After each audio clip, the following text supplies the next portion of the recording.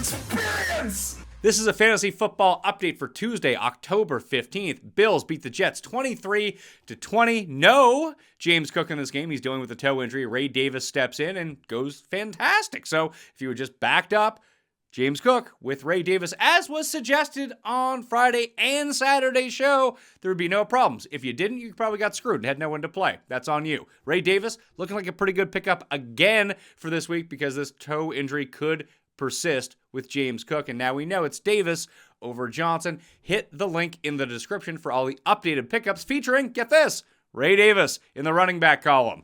On the other side of the ball, Mike Williams hurt his head on the very final play of the game for the Jets, where Aaron Rodgers vastly underthrew the ball when he could have checked down to Breece Hall for an easy first down. But no, he did not want to do that, then blamed Mike Williams after the game. Classic Aaron Rodgers. Tune in to the PME on Tuesday evening to hear Cuss defend Aaron Rodgers and make excuses. Always a fun time. Not sure how long Williams is going to be out, but it didn't really matter anyway because he did nothing in this game. It was all Lazard, it was all Garrett Wilson, and Breece Hall. That is where the new coaching staff went. On the Bills side, Shakir did play, but clearly was not 100%. Mac Hollins led all Bills receivers in fantasy points, and he had one catch for 8 yards. It was for a touchdown, but still, that's fewer than 8 fantasy points in the game, and that was good enough to lead all of the Bills. So it's going to be a dicey situation without James Cook moving forward, although the Jets' pass defense is the best that they're going to play for a while, so moving forward, they should be okay. If you sign up for Underdog right now with code Mayo, get this, you'll get a Bo Nix free square for Thursday night football. Makes it pretty easy, and you get a deposit bonus of up to $1,000. So Bo Nix, free pick if you use code Mayo right now.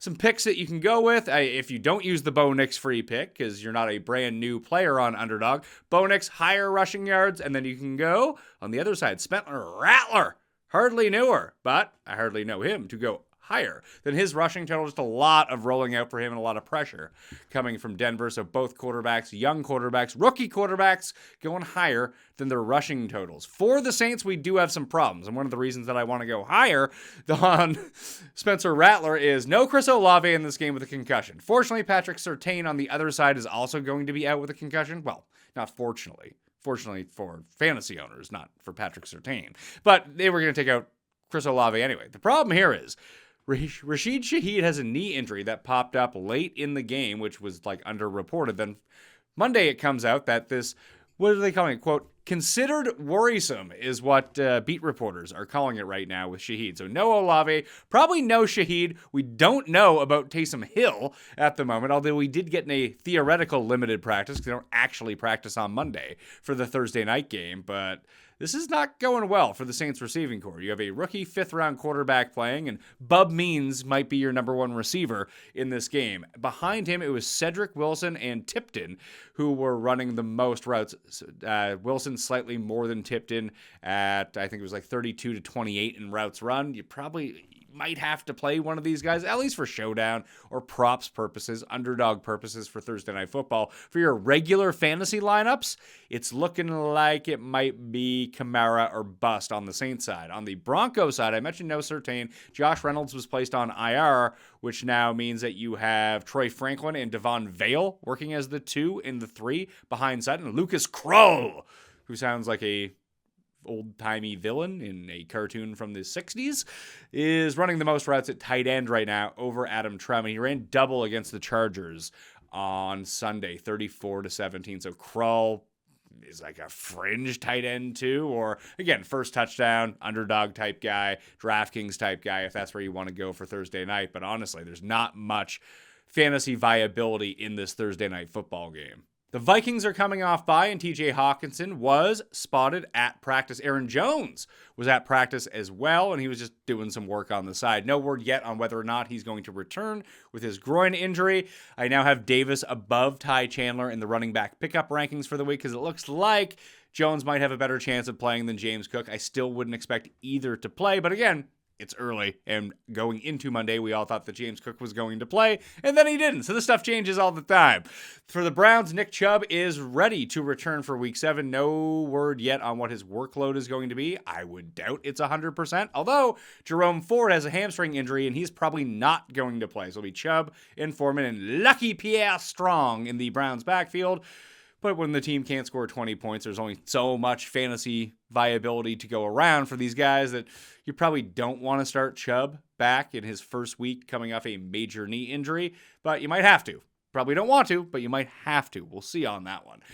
For the Colts, Anthony Richardson is back in. Barring a setback, he is going to start in week number 7. Pittman could still go on injured reserve. If he's so hurt he should go on injured reserve, just go on injured reserve. He shouldn't be playing. It's not like the Colts are out there being like, oh man, we have Super Bowl aspirations. They have, maybe we could potentially come in second place in one of the loser divisions in football and get the 7th seed and get absolutely waxed in the first round of the playoffs. That is what they're up to this season. Like, why hurt Michael Pittman more if this is the case? He has a back injury. He could go on injured reserve, or he could tough it out the entire time. It's not like he does anything in this offense anyway. What's the point? Well, why are you playing through this injury? I really don't understand this. Just go away so we can easily start Josh Downs, who you should every single week, by the way, and then play some Alec Pierce in your life and A.D. Mitchell. We'll see how he's doing, and then maybe we get back to a healthy Michael Pittman. He could be effective again.